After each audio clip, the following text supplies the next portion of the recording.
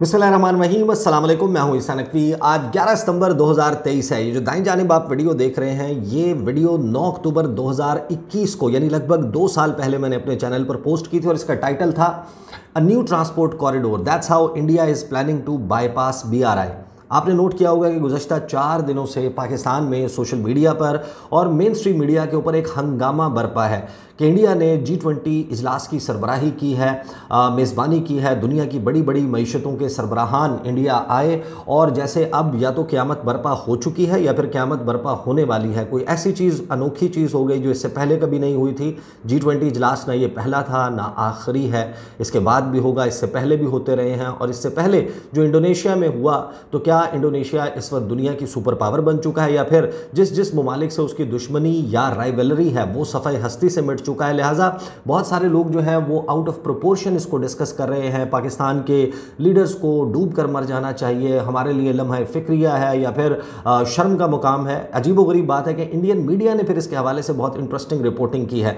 यकीनन G20 सरबराही इजलास हो या फिर कोई भी इलाकाई या आलमी फोरम हो, जब आप उसकी मेज़बानी करते हैं एक बड़ा उम्दा मौका होता है कि आप उस फोरम के जो मेंबर रुकन ममालिक हैं उनके सरबराहान के साथ इंटरेक्ट करते हैं, उनके साथ सफारती तौर पर, सियासी तौर पर करीब आते हैं, अपना एक बेहतर चेहरा उजागर करने की कोशिश करते हैं। मुस्तकबिल में इन लीडर्स के साथ होने वाली या इन ममालिक के साथ होने वाली इस डिप्लोमेसी का आप फ़ायदा उठाते हैं, मुख्तलिफ एग्रीमेंट्स को, मुआहदों को शक्ल देते हैं, उन तक पहुँचते हैं। लेकिन ये सारा एक प्रोसेस बड़ा तवील प्रोसेस होता है। जिस नए ट्रांसपोर्ट कॉरिडोर की बात की जा रही है, क्योंकि ज़ाहिर है कि G20 सरबराह इजलास जो है उसके मुख्तलिफ आस्पेक्ट्स हैं। बायलैटरल मीटिंग्स भी हुई हैं, मल्टीलैटरल मीटिंग्स भी हुई हैं। इस दौरान जो G20 इजलास है उसका एक मुश्तरका एलामिया भी सामने आया है। हालांकि लग रहा था कि यूक्रेन और रशिया की जंग के तनाजुर में शायद फड्डा पड़ जाए और पहली मरतबा जो G20 इजलास का एलामिया है वो मुतफ़िक़ा ना हो। इस इजलास में जो कुछ हुआ इसके हवाले से तो यकीनन आप जान चुके होंगे, आपने देखा होगा, फॉलो किया होगा। इस वीडियो में ज़रा स्पेसिफिकली बात करेंगे उस ट्रांसपोर्ट कॉरिडोर के हवाले से जिस पर सबसे ज़्यादा हंगामा मचाया जा रहा है कि जैसे कोई तूफ़ान बरपा होने वाला है। CPEC जो है वो एग्जिस्ट करना छोड़ देगा, BRI जो है उसको राइवल कर लेगा इंडिया। और इंडिया का मीडिया, इंडियन जो सोशल मीडिया सार्फिन हैं उनको भी उनका भी एक अजीबोगरीब किस्म का फोबिया है। जब किसी चीज़ को उठाते हैं तो उठाकर आसमान पर लेकर चले जाते हैं और अगर किसी चीज़ को गिराना हो तो फिर उसे ज़मीन की आखिरी तह में छोड़ कर आते हैं। वो जिस किस्म के दावे कर रहे हैं इस ट्रांसपोर्ट कॉरिडोर के हवाले से, जो इंडिया को UAE, उसके बाद सऊदी अरब, उसके बाद मुख्तलिफ मिडल ईस्टर्न ममालिक से यूरोप के साथ कनेक्ट करेगी और अमेरिका की इसमें जो प्रेजेंस है वो बड़ी दिलचस्प है। अच्छा, इस वीडियो में जो है वो मैं आपके सामने इस मंसूबे की तफसीलात रखूँगा। ये कोई नई बात नहीं है। सन 2000 से इंडिया क्या कुछ प्लान कर रहा है। ये जो ट्रांसपोर्ट कॉरिडोर जिसकी बात हो रही है ये कोई आउट ऑफ ब्लू जो है वो कहीं से टपक नहीं पड़ी, अचानक नहीं हो गया। इसके ऊपर काम चल रहा था और ये कोई मैच नहीं है, ये करीब भी नहीं आती जो आप वॉल्यूम या हुजम की बात कर लें जो चाइना का बेल्ट एंड रोड इनिशिएटिव है। बहरहाल इंडिया को एक मुतबादिल फराहम कर सकता है फ्यूचर में। अभी ये सिर्फ एक ख्याल है। इस ख्याल को अमली जामा पहनाने के लिए बहुत सारे स्टेप्स जो हैं उनसे गुजरना पड़ता है, बहुत सारे इफ़्स एंड बट्स मौजूद हैं। इन तमाम सवालों के जवाब आपको इस वीडियो में मिल जाएंगे कुछ तब्दीलियों के साथ। जिस तरीके से इजिप्ट जो है वो पहले हिस्सा होना था इस मंसूबे का, अब लग रहा है कि जॉर्डन होगा, इज़राइल होगा, इसमें और कुछ ममालिक की इंक्लूजन है। लेकिन ये एक डेवलपिंग स्टोरी है। इसके ऊपर बहुत सारे लोगों ने जो हंगामा मचाया हुआ है मेरे ख्याल में वो दुरुस्त नहीं है। आप इस वीडियो को देखें और अगर आपके जहन में कोई भी सवाल है G20 समिट के हवाले से, इस ट्रांसपोर्ट कॉरिडोर के हवाले से, वो आप ज़रूर कीजिएगा। इतनी बात जो है वो मैं ज़रूर इस वीडियो को प्ले करने से पहले आपसे कर लूँ कि यकीनन पाकिस्तान जो है वो इस वक्त एक पॉलिटिकल क्राइसिस का शिकार है। एक अंदरूनी दाखिली सियासी लड़ाई है पाकिस्तान की जिसकी वजह से आपको कुछ भी ठीक होता हुआ नज़र नहीं आ रहा।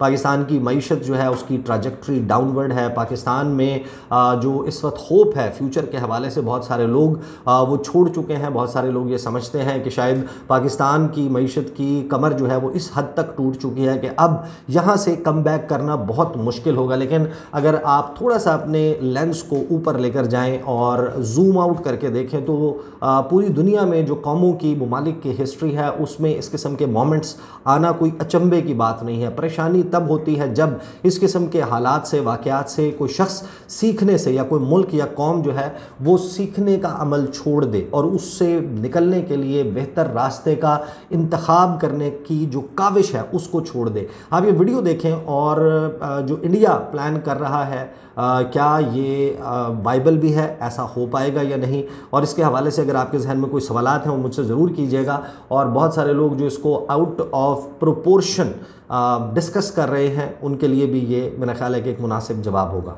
बिस्मिल्लाहिर्रहमानिर्रहीम, अस्सलाम वालेकुम, मैं हूं ईसा नकवी। भारत इस वक्त परेशान है, डेस्परेट है और फ्रस्ट्रेटेड नज़र आता है। इस हिजान की, इस परेशानी, इस बेचैनी और बेताबी की वजह है चीन का बेल्ट एंड रोड इनिशिएटिव। चीन और पाकिस्तान के दरमियान चाइना पाकिस्तान इकनॉमिक कॉरिडोर का मंसूबा।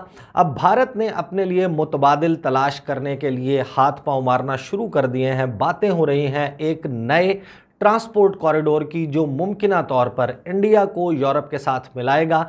इस वीडियो में मैं चंद तस्वीर आपके सामने रख दूंगा, इसका एक मुमकिना नक्शा वो आपके सामने रख दूंगा और कौन से ममालिक इसमें शामिल होंगे, क्योंकि ये जो मंसूबा जिसकी बातें हो रही हैं ये मुतबादिल मंसूबा भारत के बाद मगरबी एशियाई ममालिक से होता हुआ यूनान और यूनान के रास्ते यूरोप और भारत को मिलाएगा। ये मंसूबा क्यों ज़रूरी है और इससे पहले जिस मुतबादिल मंसूबे पर काम हो रहा था, international north south transport corridor, Bharat के लिए किस किस्म के मसाइल उस मंसूबे में आए, वो आगे बढ़ता हुआ क्यों नज़र नहीं आ रहा, इसकी तफसील मैं आपके सामने रख दूंगा। आप लोगों को मालूम है कि चीन का बेल्ट एंड रोड इनिशिएटिव दुनिया के 3 बर्रे आज़मों को, वैसे तो इसके हवाले से जो फ्यूचर प्लान्स हैं वो बहुत बड़े हैं, लेकिन फ़िल वक्त अगर बात की जाए तो 65 से 70 ममालिक, दुनिया की 62% आबादी, दुनिया के GDP का 30% से ज़ायद बनता है। और अगर पेट्रोलियम या तवानाई वसाइल की बात की जाए तो पूरी दुनिया के 75% तवानाई वसाइल इन ममालिक में मौजूद हैं जो बेल्ट एंड रोड इनिशिएटिव का हिस्सा हैं। ये तजारती सड़कों का जाल है और अब चंद सालों की बात है कि मशरिक और मगरिब के दरमियान कनेक्टिविटी हो जाएगी। चाइना पाकिस्तान इकनॉमिक कॉरिडोर इस हवाले से एक बहुत ही अहम मंसूबा है, फ्लैगशिप प्रोजेक्ट है। भारत इसका हिस्सा नहीं है। भारत चीन के बेल्ट एंड रोड इनिशिएटिव के भी खिलाफ है, चाइना पाकिस्तान इकनॉमिक कॉरिडोर के भी, और इनके खिलाफ साजिशें भी करता रहा है।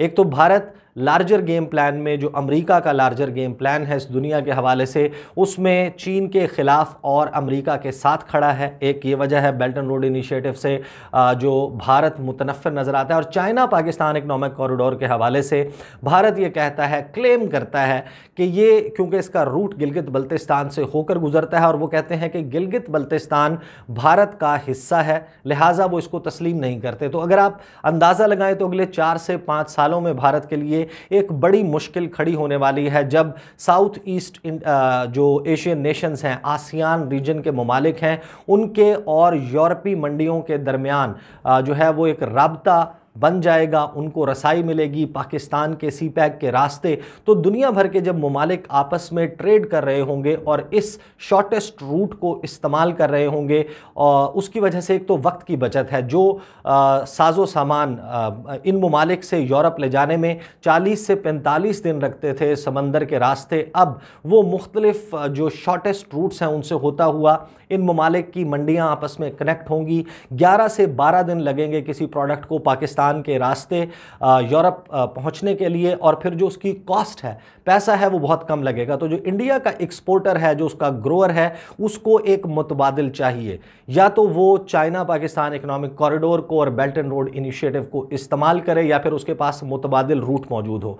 अब माजी में जो रूट जिसके हवाले से भारत मुतबादिल के तौर पर काम कर रहा था, और बल्कि बहुत पहले से कर रहा था, सन 2000 से इन्होंने एक मंसूबा मुख्तलिफ ममालिक के साथ डिस्कशन की स्टेज में आया जिसमें जिसमें बात की जा रही थी international north south transport corridor, उसमें ईरान के रास्ते, ईरान की बंदरगाह चाबहार और मुंबई को मिलाया जाए और उसके बाद ईरान के रास्ते सेंट्रल एशिया में और फिर रूस के साथ। उसमें जो ममालिक हैं, एक तो मंसूबा वो है कि जिसमें ईरान के रास्ते भारत को मिलाया जाए अफ़गानिस्तान से और फिर ताजिकिस्तान और अफ़गानिस्तान के जो बॉर्डरिंग कंट्रीज़ हैं। अब अफ़गानिस्तान का मामला ये है कि वहाँ पर तालिबान की हुकूमत मौजूद है और भारत को ये बात समझ आ गई है कि अफ़गानिस्तान के साथ कनेक्टिविटी ख़ास तौर पर ईरान के रास्ते मुमकिन नज़र नहीं आती। दूसरा जो मंसूबा था यूरोप की तरफ जाने का, उसमें ईरान के बाद आज़रबाईजान, आर्मीनिया, रूस और उसके रास्ते फिर मुख्तलिफ ममालिक से होते हुए यूरोप जाने का मंसूबा था। अब आप सब लोगों को मालूम है कि आज़रबाईजान और आर्मीनिया के दरमियान नगोर्नो काराबाख के मामले पर गुज़श्ता साल जंग हुई, अभी तक हालात ठीक नहीं हैं और अब आज़रबाईजान और ईरान के दरमियान भी मसाइल आ गए हैं। ईरानी ट्रकों को जिस तरीके से सरहद पर रोका गया, उनके दरमियान बहुत टेंशन चल रही है। तो भारत को एक बात समझ आ गई है कि मुतबादिल रूट जो है उसके लिए international north south transport corridor, उसका मुस्तकबिल भी कोई रोशन नज़र नहीं आता। इधर से अफ़गानिस्तान के मसाइल हैं। तो ये कुछ डेवलपमेंट्स हैं जिसने भारत की नींद हराम की हुई है कि या तो उसे बेल्ट एंड रोड इनिशिएटिव को मानना होगा, चाइना पाकिस्तान इकोनॉमिक कॉरिडोर को मानना होगा, या फिर अपने एक्सपोर्टर के लिए उसको कोई मुतबादिल रूट तलाश करना पड़ेगा। और अब उसी सिलसिले में जो है वो कुछ तफसीलात सामने आ रही हैं। भारतीय मीडिया ने भी इसको रिपोर्ट किया। उसके बाद मैं ग्रीक सिटी टाइम्स उसको देख रहा था, उसमें भी ये इंफॉर्मेशन आई है कि अगले महीने दुबई में होने जा रहा है सरबनियास फोरम। सरबनियास फोरम जो है ये मुत्तहिदा अरब अमारात ने इसका आगाज़ किया था। बेसिकली सरबनियास जो है वो एक जजीरा है,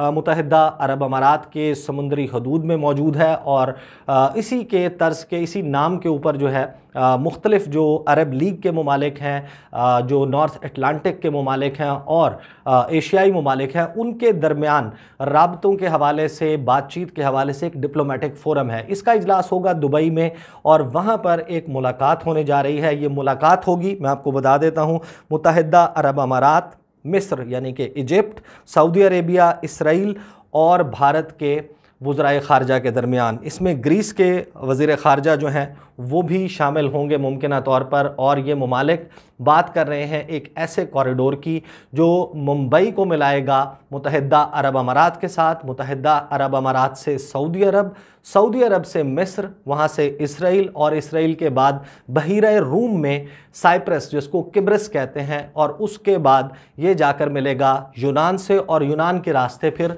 यूरोप के साथ भारत को कनेक्ट कर देगा। अब आप लोगों को मालूम है कि साइप्रस के हवाले से, किब्रस के हवाले से, नॉर्दर्न साइप्रस जो है उसको तुर्की कंट्रोल करता है और जो बाकी साइप्रस किब्रस का हिस्सा है उसके ऊपर ग्रीस का कंट्रोल मौजूद है। अक़वाम मुत्तहिदा इसमें इन्वॉल्व है इस सारी कॉन्फ्लिक्ट में, और भारत जो है बाकायदा उन जो है वो तुर्की को भी टेक ऑन कर रहा है इस सारे मामले में।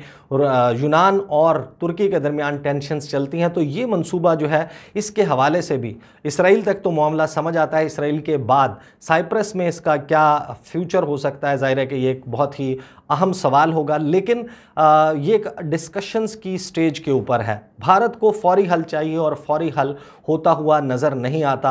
अगरचे सड़कों का कुछ ना कुछ जाल इन ममालिक के दरमियान मौजूद है, लेकिन उस इंफ्रास्ट्रक्चर की कैपेसिटी इतनी बनाना कि इंडियन मार्केट्स जो हैं उनको यूरोप तक रसाई मिल जाए, ये फिल वक्त और फौरी तौर के ऊपर मुमकिन नज़र नहीं आता। मसला भारत का ये है कि अगर सी पैक और BRI ऑपरेशनल हो जाता है जिस तरीके से उसकी टाइमलाइन है, अगले चंद सालों में मुख्तलिफ ममालिक के दरमियान इन रास्तों से तजारत होने लगती है, तो भारत का जो एक्सपोर्टर है वो बहुत दबाव डालेगा इंडियन गवर्नमेंट पर कि हमारी जो प्रोडक्ट्स हैं उनको यूरोपीय मंडियों तक पहुंचने में 40 से 45 दिन लगते हैं और जो उसके ऊपर कॉस्ट आती है, पैसा लगता है, वो बहुत ज़्यादा है। तकरीबन 3 गुना ज़्यादा पैसा जो है वो टैरिफ देना पड़ता है, जो पैसा देना पड़ता है जिस जो समंदर के रास्ते तजारत होती है उसके किराए की मद में, कार्गो के चार्जेस की मद में। अगर टन्स में बात की जाए तो 15 टन सामान जो है वो अगर इंटरनेशनल नॉर्थ साउथ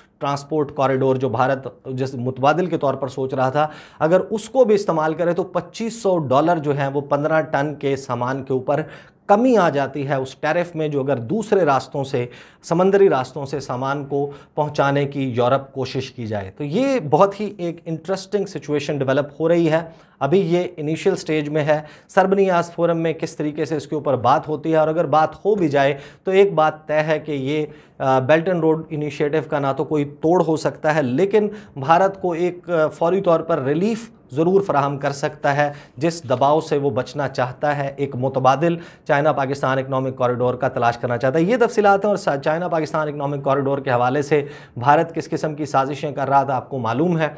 पाकिस्तान में किस किस्म के इंसिडेंट्स हुए, उसमें भारत की इन्वॉल्वमेंट, पाकिस्तान उसके हवाले से सबूत भी जो है वो सामने रख चुका है पूरी दुनिया के। लेकिन दो मेजर डेवलपमेंट्स, एक तो ईरान का बेल्ट एंड रोड इनिशिएटिव का हिस्सा बनना, ईरान के और चीन के दरमियान 25 साला स्ट्रेटेजिक पार्टनरशिप तकरीबन 400 अरब डॉलर की ये होना, ये एक डेवलपमेंट है जिसने भारत को एहसास दिलाया कि उन्हें international north south transport corridor के अलावा कोई मुतबादिल तलाश करने की ज़रूरत है। और दूसरी डेवलपमेंट थी अफ़गानिस्तान की, जहाँ पर भारत ने बिलियंस ऑफ डॉलर्स इन्वेस्ट किए, लेकिन अब वहाँ पर जो सियासी हालात हैं वो भारत के लिए साजगार नज़र नहीं आते।